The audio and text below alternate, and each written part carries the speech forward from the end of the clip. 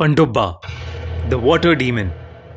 अगर कोई आपसे किसी नदी या तालाब के किनारे थोड़ी सी शराब या एक बीड़ी मांग ले तो आप क्या करेंगे? शायद आप उसे एक घूंट या एक बीड़ी दे देंगे। पर अगर वही मांगने वाला आपको अपने साथ पानी में ले जाकर डुबाकर आपकी जान ले ले तो? मोहन बिहार के गया जिले के एक छोटे से गांव में रहता था और एक दिन बाद उसका जन्मदिन था। वो 18 साल का होने वाला था। उसके ज्यादा दोस्त नहीं थे तो उसने सोचा कि वो अपना जन्मदिन अपने माँ बाप के साथ मनाने के बाद खुद को एक छोटी सी पार्टी देकर स्पेशल बनाएगा। पर उसे क्या पता था, पर ये उसकी जिंदगी की सबसे भयानक पार्टी होने वाली थी। मोहन की उम्र ज्यादा तो नहीं थी, पर उसके कुछ कम उम्र दोस्तों ने बीड़ी और शराब पीना शुरू कर दिया था। मोहन को लगने लगा था कि शायद बड़े होने का मतलब बीड़ी और शराब पीना ही था। उसने डिसाइड कर लिया था कि इस साल अपने जन्मदिन पर वो कुछ बड़ों वाला काम करेगा।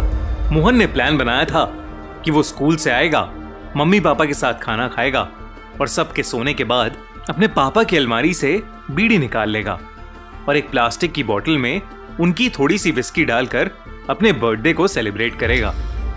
बहुत दिमाग लगाने के बाद मोहन को आइडिया आया कि वो अपनी पार्टी किसी ऐसी जगह करेगा जहां उसे कोई नहीं देख सकता था और गांव के पास वाले तालाब से बेहतर जगह हो ही नहीं सकती थी।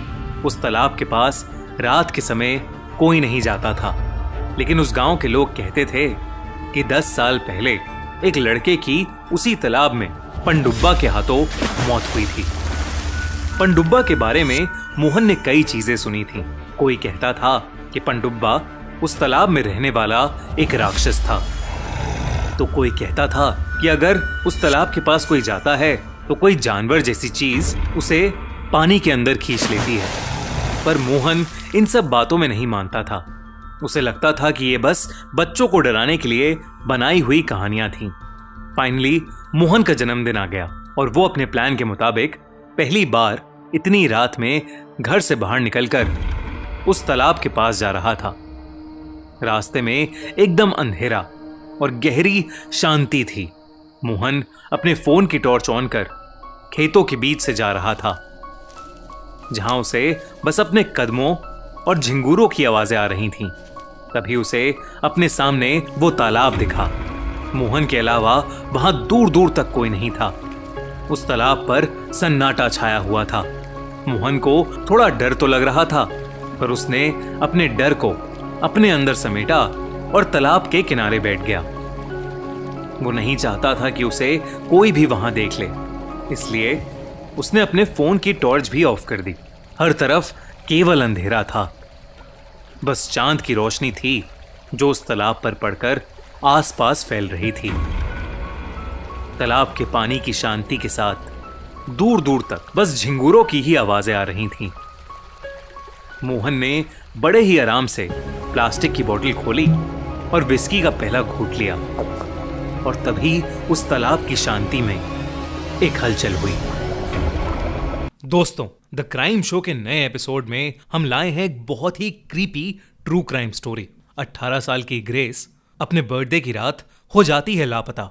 इन्वेस्टिगेशन पर पता चलता है कि उसे डेटिंग ऐप टिंडर पर एक लड़का मिला था जो कि एक साइको था और उससे मिलने के बाद से वो गायब है।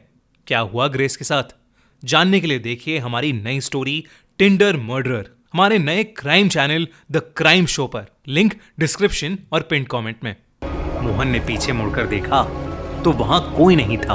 उसे लगा कि कोई तालाब का मेंढक या मछली होगी, तो उसने उस पर ज्यादा ध्यान नहीं दिया। पर अब अपनी जेब से एक बीड़ी और माचिस का डब्बा निकाला।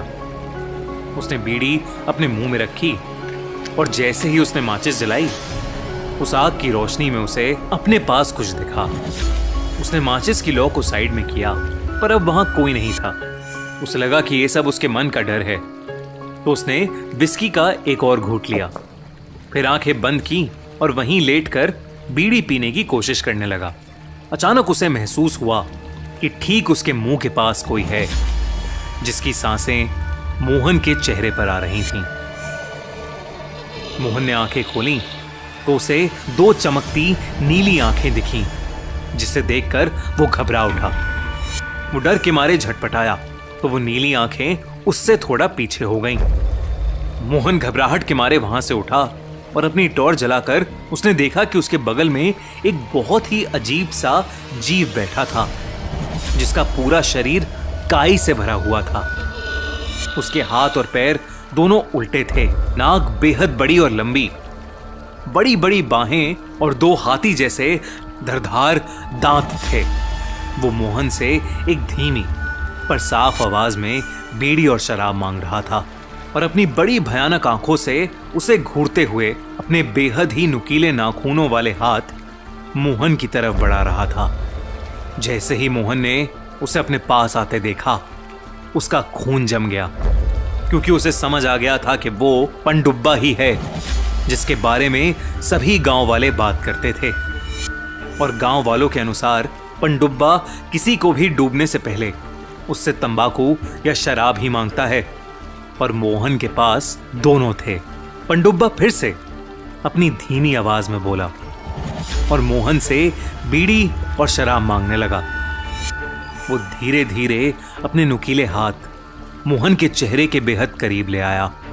मोहन, जिसके एक हाथ में बीड़ी और दूसरी हाथ में शराब थी, वो सुन्न पड़ गया और उसके पसीने छूटने लगे। पनडुब्बा अब धीरे धीरे उससे बीड़ी और शराब मांगते हुए उसके और पास आ रहा था। वो बस अब उससे एक सांस की दूरी पर था कि तभी मोहन ने वहां से भागने की कोशिश की, पर पनडुब्बा ने उसे पकड़ लिया और उसे लेकर तालाब के अंदर कूद गया। मोहन को आखिरी चीज जो महसूस हुई वो ये थी कि पनडुब्बा उसे तालाब के सबसे गहरे हिस्से में ले जा रहा है और उसकी सांस धीरे धीरे खत्म हो रही है। अगली सुबह मोहन के घर से गायब होने की वजह से उसके पूरे परिवार ने गांव वालों के साथ मिलकर मोहन को हर जगह ढूंढा, पर वो कहीं नहीं मिला।